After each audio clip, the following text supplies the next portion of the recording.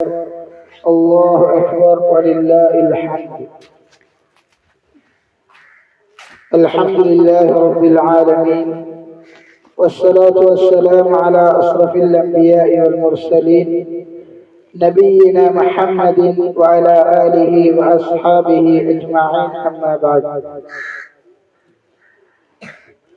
அன்பார்ந்த இஸ்லாமிய சகோதரர்களே, அல்லாஹ்வின் நல்லடியார்களே, நேற்றைய தினம் ஹாஜிகள் அரபாவில் தரிக்கின்ற அந்த தினத்தில் அரபாவுடைய அந்த நோன்பை நோற்றவர்களாக இன்று இந்த பெருநாளுடைய தினத்தை கொண்டாடி கொண்டிருக்கின்றோம். அல்ஹம்துலில்லாஹ். இந்த பெருநாளுடைய தினம் என்று சொன்னாலே இந்த தியாக திருநாள் என்று கூறுவோம். தியாகம் என்று சொன்னால் எங்களுக்கு ஞாபகம் உள்ளது இப்ராஹிம் அலைஹிஸ்ஸலாம் அவர்களுடைய தியாகம், அவர்களுடைய அந்த குடும்பம் பட்ட தியாகம் தான் இந்த பெருநாளில் ஒரு மிக முக்கியமான நோக்கங்களில் ஒன்றாக இருக்கின்றது. அல்லாஹ் சுப்ஹானஹு வ தஆலா பல்வேறுபட்ட நபிமார்கள், இந்த சஹாபாக்கள் என்று ஏராளமானவர்கள் இந்த மார்க்கத்துக்காக தியாகம் செய்திருந்தார்கள்.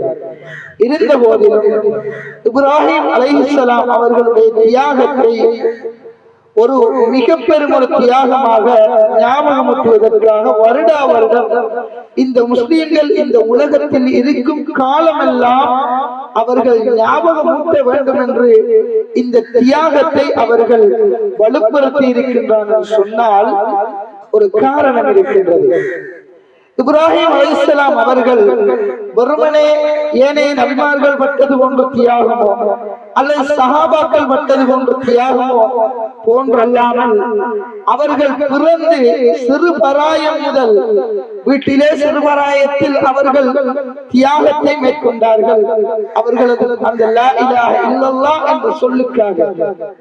அதன் பிற்பாடு அவர்கள் நெருப்பு கிடங்கில் எறியப்பட்டார்கள். அது மாத்திரம் என்றுதான் நினைத்துக் கொண்டிருந்தால் இல்லை சகோதரர்கள், மாறாக அவர் திருமணம் முடித்தார். திருமணம் முடித்து கூட அவரது வயோதிக நிலை வரைக்கும் அவர்களுக்கு பிள்ளை இல்லை. தியாகத்துடன் பொறுமையாக இருந்தார். அவ்வாறுபட்ட ஒரு நபிக்கு அல்லாஹ் சுப்ஹானஹு வ தஆலா ஒரு குழந்தையை கொடுத்து அந்த குழந்தையை அந்த சிறு குழந்தையை ஒரு பொட்டல் காடு என்று சொல்லக்கூடிய ஒரு பாலைவன பூமியிலே ஈராக்கிலிருந்து மக்காவில் கொண்டு விடும்படி அவர்களுக்கு கட்டளை இடுகின்றார். சுப்ஹானல்லாஹ். அவ்வாறு விட்டு வருகின்றார்கள். விட்டு பலஸ்தீனிலே வந்து அவர் இருந்து கொள்கின்றார்.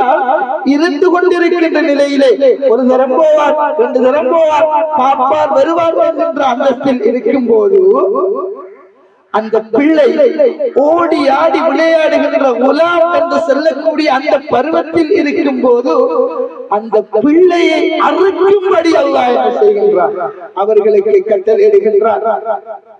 அந்த சிறு பராயம் முதலே பெரு பராயம் வரைக்கும் பிள்ளை பிறந்து ஒரு நிலை வரும் வரைக்கும் அவர்களுக்கு அந்த தியாகம் வந்து கொண்டே இருக்கின்றது. இவ்வாறு வந்து ஒரு நிலையில் இருக்கும் போதுதான் அவர்களுக்கு அல்லாஹ் சுப்ஹானஹு வ தஆலா பல்வேறுபட்ட படித்தரங்களை கொடுக்கின்றார். இந்த தியாகத்தின் காரணமாக, அந்த தியாகத்தின் காரணமாகத்தான் இப்ராஹிம் அலைஹிஸ்ஸலாம் அவர்களை அல்லாஹ்வினுடைய உச்ச நண்பர் என்று அல்லாஹ் குர்ஆனில் குறிப்பிடுகிறார். அன்பார்ந்த சகோதரர்களே, அல்லாஹ்வின் நல்லடியார்களே, வெறுமனே இப்ராஹிம் அலைஹிஸ்ஸலாம் அவர்களுடைய தியாகம் என்பது இது மாத்திரமா என்று பார்த்தால் கிடையாது.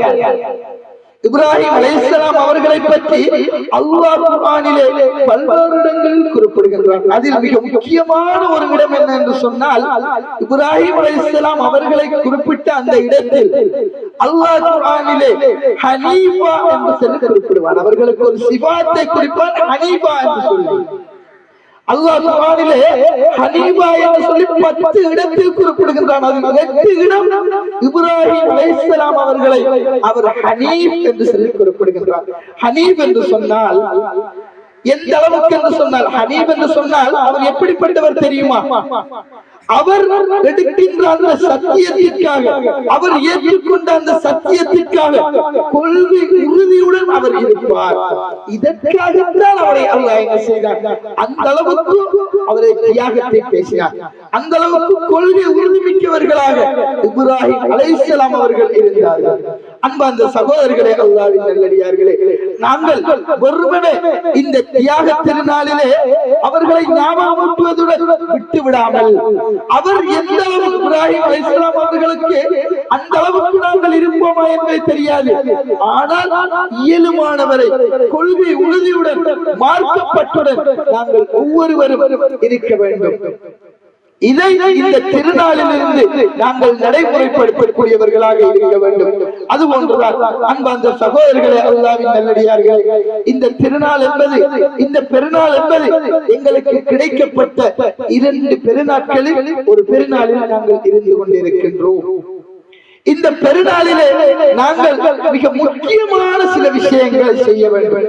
அதில் மிக குறிப்பான ஒன்று சகோதரத்துவத்தை வளர்க்க வேண்டும். சகோதரத்துவம் என்பது இந்த நாளில் கூட நாங்கள் அந்த சகோதரத்துவத்தை, ஒற்றுமையை வளர்க்கவில்லை என்று சொன்னால் நாங்கள் வேற எந்த நாளில் வளர்ப்பது?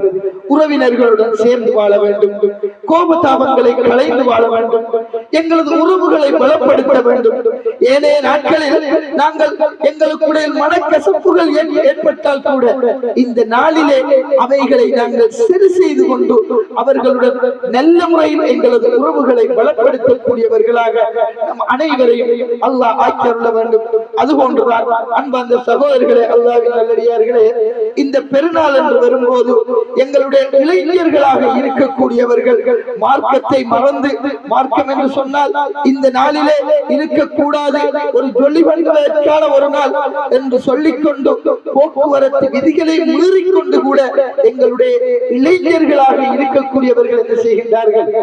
போக்குவரத்து விதிகளை மீறி அவர்கள் பல விபத்துக்களிலும் மார்க்கத்தை மறந்து ஜொலி என்ற பெயரில் மார்க்கத்துக்கு அப்பால் மார்க்க விதிமுறைகளை மீறி இன்னொரு செயற்பாடுகளில் ஈடுபடக்கூடிய ஒரு நாளாக இந்த நாளை ஆக்கிக் கொண்டிருக்கின்றார்கள். அன்பார்ந்த சகோதரர்களே, அல்லாஹ்வின் நல்லடியார்களே, எங்களுக்கு தெரியும் இந்த திருநாட்டிலே எந்த அளவுக்கு என்று சொன்னால் பெருநாள் தினம் என்று சொல்லி அதற்காக போக்குவரத்து விதிகளை மீறுகின்றார்கள் அதிகமாக. எனவே இந்த நாளிலே அதிகமான போக்குவரத்து கட்டமைப்புகளை நாங்கள் செய்ய வேண்டும் என்று சொல்லி அரசாங்கமே இந்த முடிவை எடுத்திருக்கின்றது என்று சொன்னால், ஒழுக்கத்தை கற்றுத்தந்த மாதம், ஒழுக்கத்தை கற்றுத்தந்த இந்த இஸ்லாம் ஒழுக்க அடிப்படையில் இருக்க வேண்டும் என்று போதிக்கின்ற ஒரு மார்க்கத்தில் இருந்து கொண்டு நாங்கள் இதை மீறக்கூடியவர்களாக இருக்கக்கூடாது சகோதரர்களே. எனவே அன்பார்ந்த சகோதரர்களே, அல்லாஹ்வின் நல்லடியார்களே, அதிகமான விபத்துக்கள், அதிகமான போக்குவரத்து சார்ந்த ஏராளமான பிரச்சனைகளை நாங்கள் எதிர்நோக்குகின்றோம். இந்த நாளிலே பொறுப்புதாரிகளாக இருக்கக்கூடியவர்கள் இந்த பொறுப்புகளை சரிவர செய்து இந்த விடயங்களை நாங்கள் இடம்பெறாமல் தவிர்க்கக்கூடியவர்களாக நம் அனைவரையும் அல்லாஹ் ஆக்கி அருள்வானாக. وآخر دعوانا أن الحمد لله رب العالمين.